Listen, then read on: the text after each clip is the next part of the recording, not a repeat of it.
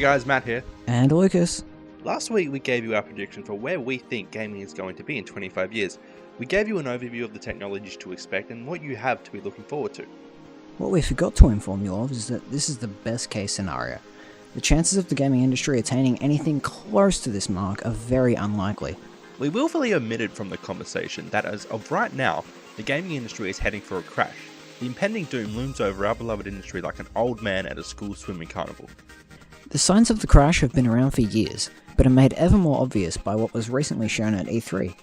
Some people have cited this year's event as one of the best ever, with Halo 4, the Wii U, Battlefield 3 and Modern Warfare 3 all impressing onlookers. But therein lays the inherent problem plaguing our industry. The biggest three games shown were all sequels, and the console shown was essentially a high-definition version of the Wii, finally bringing it up to the level of the Xbox 360 and PlayStation 3. While yes, the Wii does have some new features, it's nothing near groundbreaking. In fact, its biggest new feature, the touchpad, is just a blatant attempt to cash in on the touchscreen games sweeping through the smartphone market. Game makers aren't looking for innovative ideas because they're scared of their game not selling. When Sony took to the stage to announce its upcoming games, this is what we got. Sequel, reboot, sequel, special edition of a sequel, new first-person shooter, sequel, special edition of a sequel, new game based on existing Star Trek license, sequel, and sequel. They followed this up by announcing the PS Vita, which has a trackpad and a touchscreen, and then announced it will be launching with 4 sequels. In case you haven't caught on yet or thought this might be a one-off thing, Nintendo took the stage and announced it would be releasing the following: sequel, and finally, to mix the bitch up, another sequel. If you've played a Nintendo game, you know you are now in store for a lot of Mario and Luigi mixed in with some Kirby and Zelda. Microsoft's big announcement of Halo 4 came bundled with the fact they're going to be releasing another 2 games after that, essentially starting a new trilogy.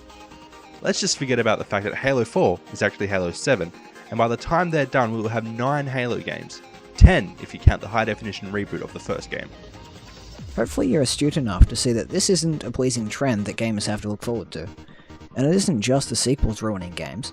As much as fanboys love to debate about which franchise is better, there is no denying that eventually they all look the same. Exactly. Modern Warfare 3, Battlefield 3, Dust 514, Ghost Recon Online, Raid, Resistance 3, Dead Island, Prey 2 and Far Cry 3 were all AAA games that were shown. All games were titled as the next big thing by their respective developers. They all cost millions to make and market, meaning that they have had thousands of hours of individual attention given to them.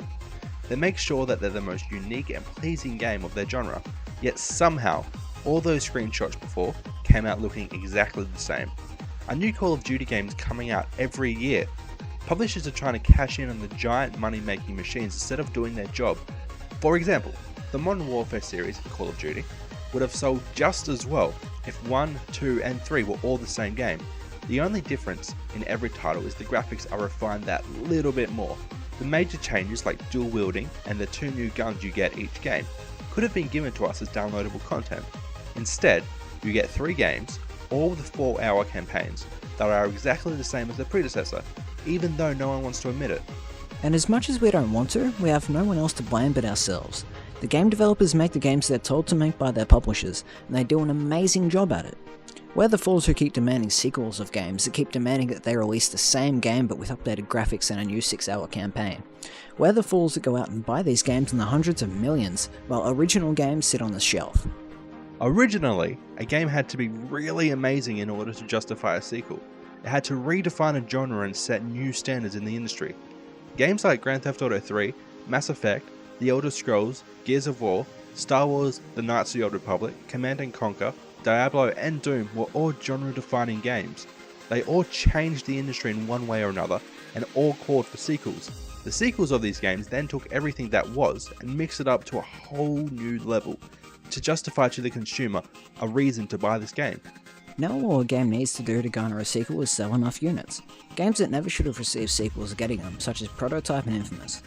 These games might have been passable in their original run, but nothing in the gameplay called for a rehashing of the title. When the original Halo and Call of Duty games came out, they were amazing, both genre-defining games and both called for sequels, but 10 years later these games don't. Simply put, they've stagnated and should be put aside in order to develop fresh content. If we were to list everything plaguing the gaming world, from pay-as-you-play pricing structures that will be implemented very soon, to the creative restraints placed on developers by major publishers, this video will continue forever. The lack of creativity in games, however, is the main problem we are facing right now. Without the community's voice chiming in, telling the game developers we no longer want remakes, this trend will continue and destroy the world we love so much. As someone who makes their living based in the gaming world, I don't want that to happen. I really don't want to go back to walking the streets. Next time you go buy a game, think to yourself, is this game any different to the original? If you're only going to be buying a game for the multiplayer, why not just stick to the original? Don't let the capitalistic monster inside of you take control. Let the game developers know you want original content. Let them know that you want to feel the thrill of discovering a new title, a new world, and the rush that comes with everything being new. Until next time, see you guys. Laters, yo!